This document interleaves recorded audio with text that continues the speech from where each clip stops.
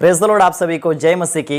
प्रिय, आज मैं आपको बताने के लिए जा रहा हूं सांता क्लॉज के बारे में। सांता क्लॉज के बारे में शायद जानते होंगे, जो कि लाल कपड़े और उसकी दाढ़ी सफेद, इस तरह से आपने देखा होगा। शायद अपनी कलीसियाओं में भी इस तरह से प्रोग्रामों को करते होंगे सांता क्लॉज का। प्रियो, मैं सांता क्लॉज के बारे में थोड़ा बहुत बताना चाहता हूँ इस वीडियो में।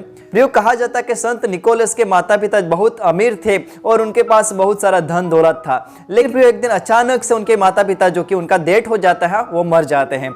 उसके बाद ये संत निकोलस जो रहता है, जो कि पास्टर बन जाता है, यीशु मसीह पर विश्वास करता है और पास्टर बन जाता है। और प्रियो, बहुत सारा उसके पास धन दौलत था। तो प्रियो, उन्होंने जो कि गरीब लोगों की मदद करना शुरू कर दिया। और प्रियो, वो अपनी पहचान को छुपाना चाहता था, किसी को अपना चेहरा नहीं दिखाना चाहता था। इसलिए प्रियो, उन्होंने क्या किया, संत निकोलस ने, कि रात में, आधी रात में जाकर जरूरतमंद लोगों को वो मदद करता था। कभी कभी पैसे देते थे, कभी कभी कुछ गिफ्ट देता था, कभी कभी सोना चांदी भी देता था। इस तरह से कहा जाता है, क्योंकि उसके पास बहुत सारा धन दौलत था। और प्रियो, कहा जाता है कि 3 गरीब बहनों को भी उन्होंने मदद किया था। और भी कई सारी जो कि उसके पीछे कहानी जुड़ी हुई है।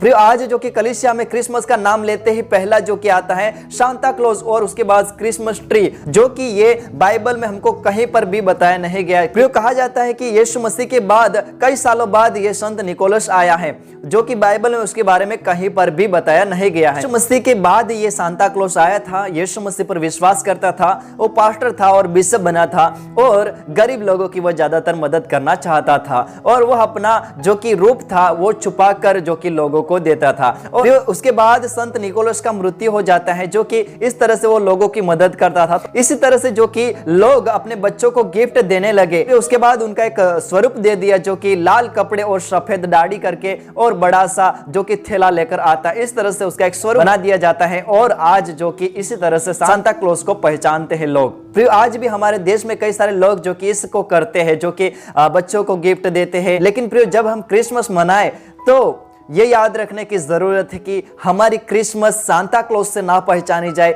हमारी क्रिसमस ट्री से ना पहचाना जाए, लेकिन हमारा क्रिसमस किस से पहचाना जाए, यीशु मसीह से पहचाना जाए, क्योंकि इसके बारे में बाइबल में कहीं पर भी नहीं बताया गया है। आज हमारी कलीसिया में जो कि 25 दिसंबर की दिन जो कि क्रिसमस मनाया जाता है यीशु मसीह के जन्मदिन के बारे में। लेकिन ये भी मैं आपको बताना चाहता हूँ कि 25 दिसंबर को यीशु मसीह का जन्म नहीं हुआ है, बाइबल में हमको कहीं पर भी नहीं बताया गया है। प्रियो, आपको भी अपने बच्चों को बताना जरूरी है कि क्रिसमस क्यों मनाया जाता है, और जो कि सांता क्लॉज कौन है करके आपको बताना जरूरी, नहीं तो वो भी इसी तरह से पहचानेंगे कि क्रिसमस के दिन सांता क्लॉज आता है, गिफ्ट देता है। प्रियो, हमारे बच्चों को इस तरह से बताना चाहिए कि परमेश्वर का एकलौता पुत्र जो कि मनुष्य बनकर इस पृथ्वी पर आया और सारी मानव जाति के लिए अपना प्राण दे दिया। इस तरह से बताने की जरूरत है प्रियो, जो कि यीशु मसीह ने इतना नम्र कर दिया और सारी मानव जाति के लिए वो एक मनुष्य बना। ऐसा करके आपको बताना पड़ेगा प्रियो, तभी वो पहचाना पाएगा कि क्रिसमस इसके बारे में है करके वो पहचाना पाए। ये आज मैंने इस वीडियो में छोटा सा जो कि मैसेज दिया है, जो कि